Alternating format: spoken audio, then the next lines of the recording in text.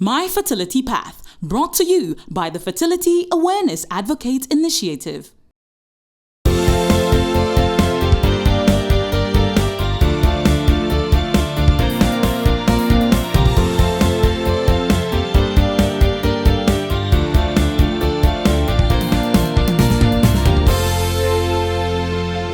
Ever heard of the term genetic screening for sex selection or even surgical sperm retrieval? Well, we will be getting educated on all of that today on the show, and you'll be shocked to know that it is actually possible in Nigeria. The show is My Fertility Path, and I am Nsik Betim. Welcome to the show. Today, we will be looking at modern trends in assisted reproductive technology, or ART, as popularly called. We'll be right back.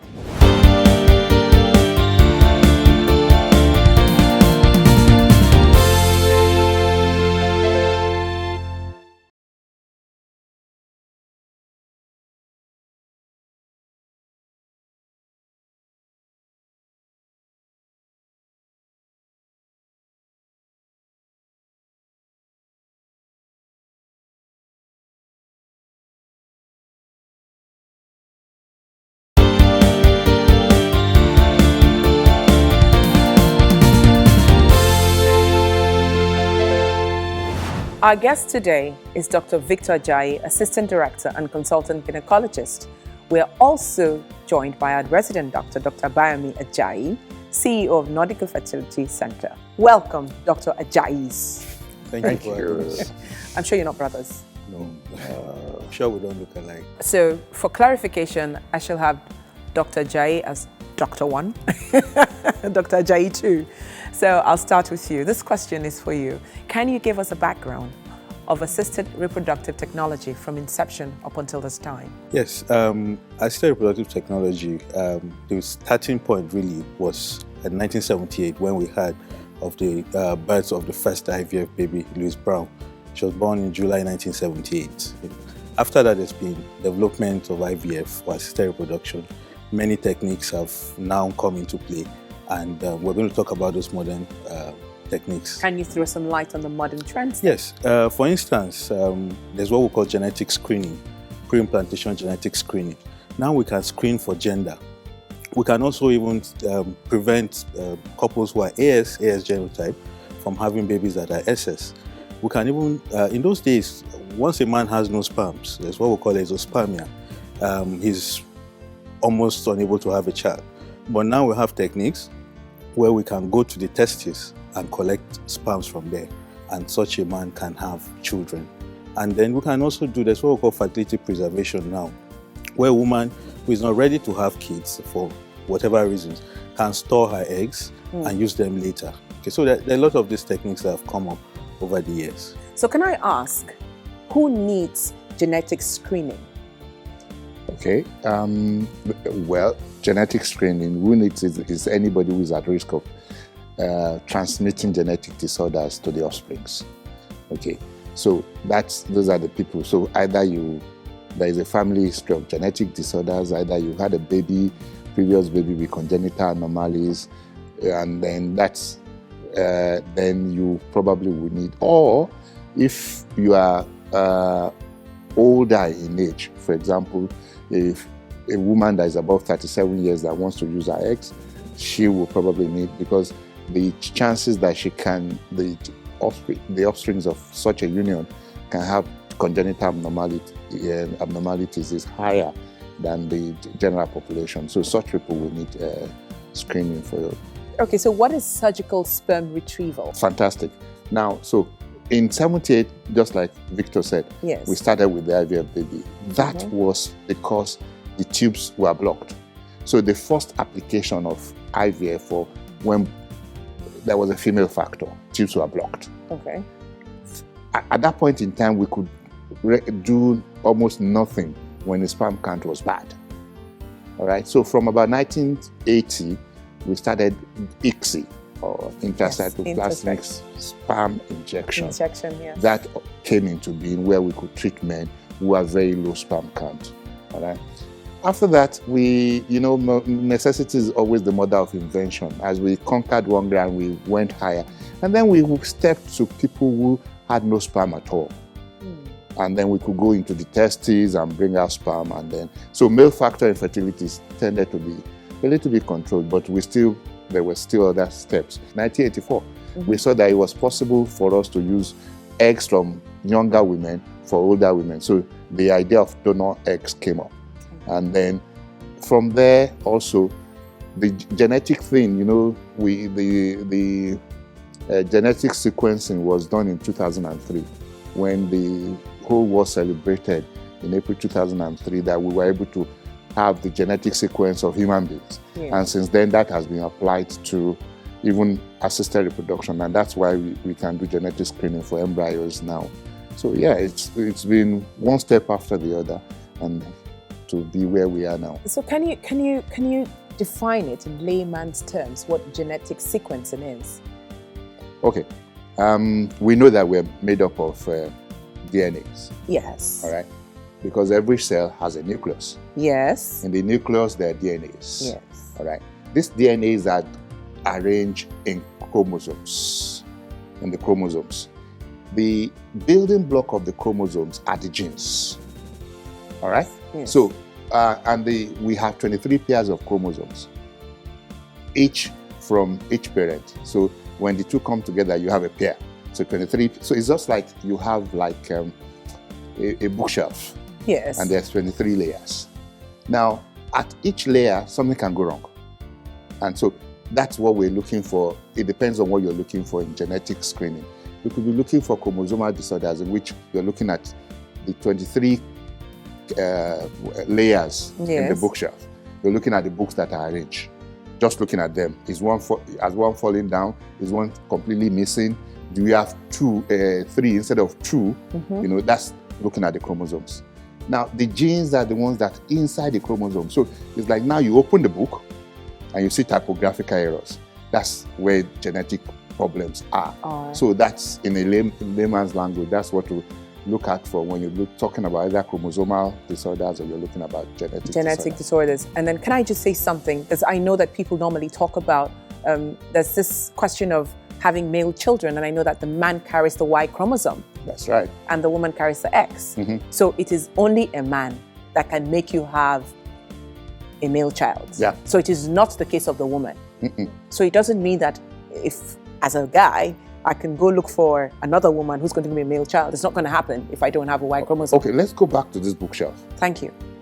Now, the 23 layers, just like I said, the last layer, yes, 23rd, it's either X, X, or X, Y.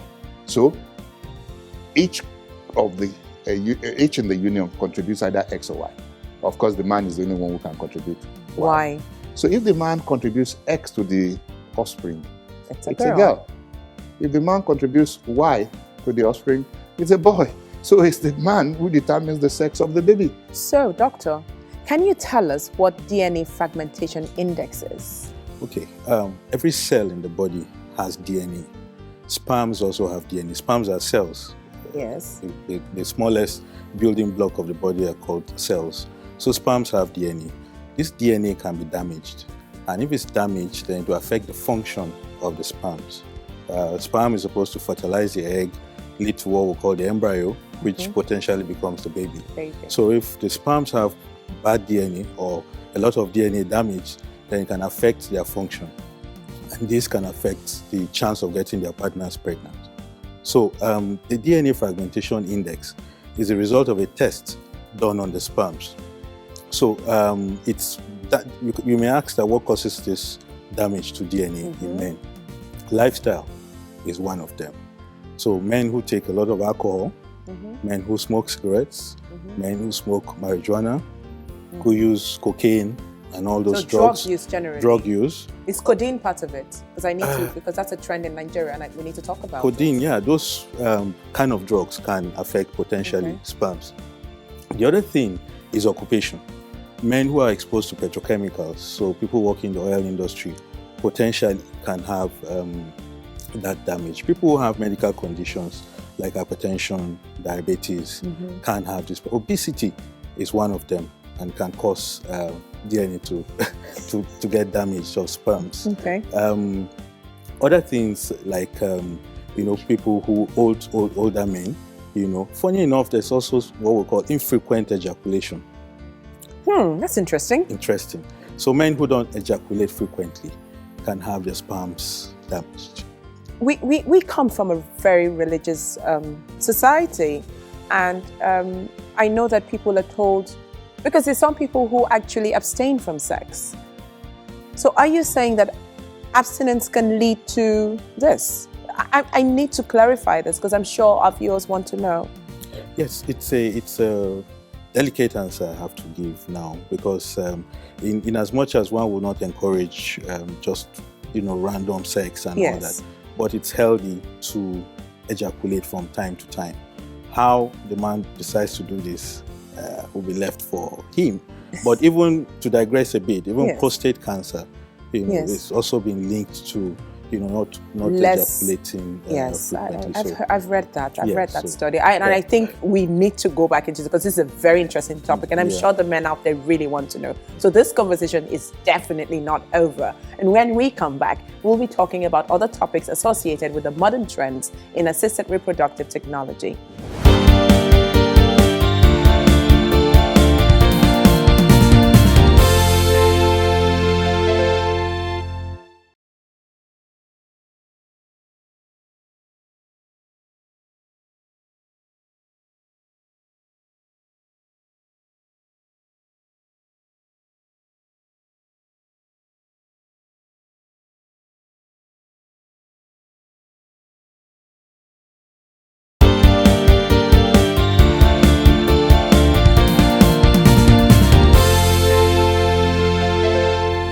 Welcome back to the show, and you're watching My Fertility Path. We have the duo, Dr. Ajayi's, in the studio, and they have been talking to us about the modern trends in assisted reproductive technology.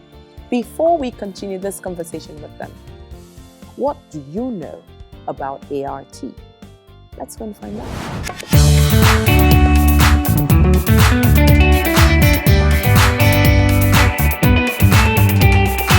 Infertility is a problem in childbearing.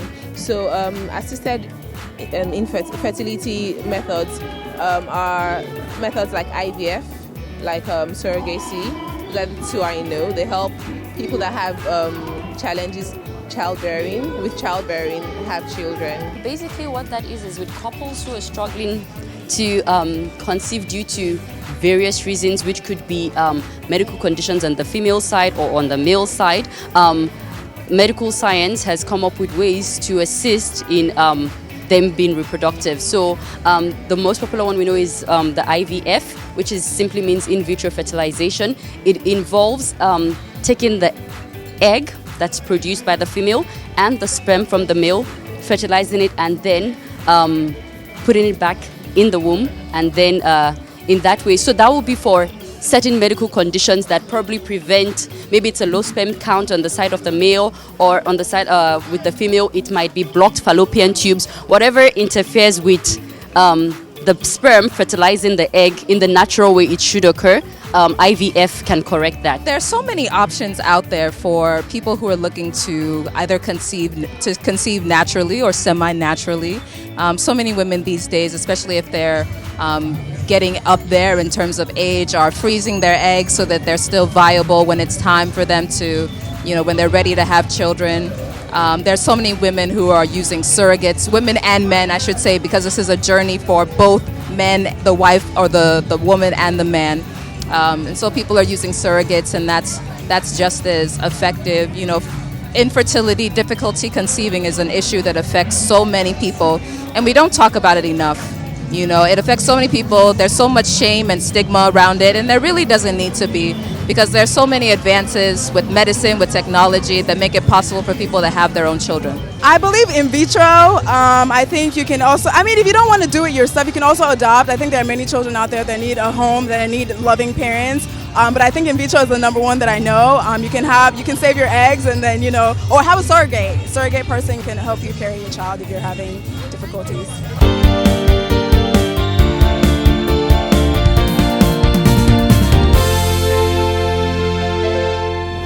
Clearly, modern trends in assisted reproductive technology is a mystery to many. And that is why we're here. So, doctor, these modern trends that we've been talking about, how readily available are they? Well, I guess they're readily available in Nigeria. Okay. And, I think we're lucky in that assisted reproduction is one part of medicine that almost anything that is available in the world is possible in Nigeria. So these things we're not talking abstract, what we've been saying. They're readily available in Nigeria. And affordability? Well, it depends on who is talking. It's like the story of the iPhone. Yes. Technology is always like that. Yeah. So if you're going to get the top notch, then it might be a little bit pricey, at least at the initial stage. Yes. Until it really becomes almost a commodity. But right now, of course, IVF is driven by technology. And that really is the difference between the other parts of medicine and assisted conception is technology. Technology is the bane for That's assisted right. conception. Yeah. So what is the future of ART? Yeah, there's a lot we hope for. Yes. For instance, we don't know some cases of what causes male infertility. Sometimes we don't know, or even like one of the groups of infertility is unexplained. You understand? We hope that in future we can go to what we call the molecular level, be able to make a diagnosis of correct diagnosis to the root cause of infertility, and if possible, not to need IVF, so to speak. To have ways that you can treat, because sometimes the woman goes through IVF because for the man. So if there are ways that we can find genes that control, certain sperm production and all that, and that can be worked on. So, sure, there's but in the short term, what we're working on now is like having personalized treatment for it. So IVF is like it's like a blanket treatment for infertility. But what the first thing that will be in the frontiers now is that what the kind of procedure you have might be different from the one I will have. So that it's getting there. We're almost knocking on that door. Okay. Now it's possible for us to see that not everybody will benefit from the typical thing that we say we transfer on day 3 or day 5. So you do ICSI? Well, ICSI is just for fertilization. Okay. That's almost taken for granted now. It's no longer novel. Okay. It's almost taken for granted now. But there's some other frontiers that we're knocking on. Okay. For example, when to do a transfer. Okay. Many things are based on assumptions. Why do we do day 3 and day 5 transfers? What is the basis of the assumption? Yes. The assumption is that when you bring out the embryo or you bring out the egg and you fertilize, the egg is going at the same rate, almost at the same rate as the endometrium where it's going to go into. But we've seen over time now that there might be a gap or there may be a dysynchrony between the two. And that also now people can be able to almost tell that and say, okay, fine, you probably will need your transfer on day 6 while I can do my own transfer on day 5. So there's so many things that are going on now that we I remember that actually, because I was given a certain date for transfer and all that. Right. Yes, I remember that. So, doctor, are there any downsides to ART? Yes, because first, it's not 100%. It doesn't work all the time. So what's the percentage like? Yeah, so the percentage depends on the age of the woman. Some other factors, but basically on the age of the woman, because the age of the egg is the main determinant of success rates. So 30-40%, they're averagely. It could be higher, it could be lower. For instance, if a woman is over 40 years using her own eggs, she could have a success rate of less than 10%. A woman less than 30 years can have a success rate of 50%. And with the PGD we talked about, the screening, genetic screening, the success rates can even be higher, because that is selecting even the best embryos that are genetically okay and that are more likely to implant and form the baby. So one of the downsides is the success rate is still not 100%. Many clients or patients are disappointed when it fails. So sometimes it works, sometimes it doesn't work. Cost could be looked at as a downside, because many of the sufferers or people who have a challenge of infertility are indigent, you understand? So, putting funds together, what we try to do is explain to them, even from the get-go, what are the things that can happen, But I always prefer to look at the positives, the joy we see in the faces of women or couples who succeed after IVF, after waiting for many years, cannot be described. Okay, when we return, we'll take some questions from social media and we will discuss why there might be reservations for ART in this time and age. Please stay with us.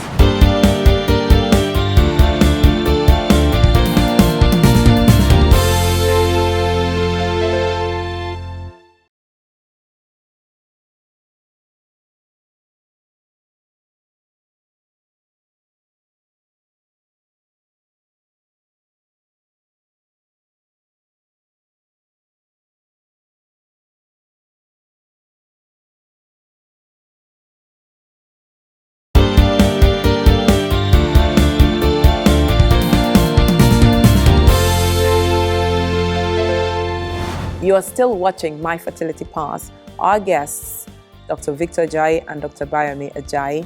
Thank you again.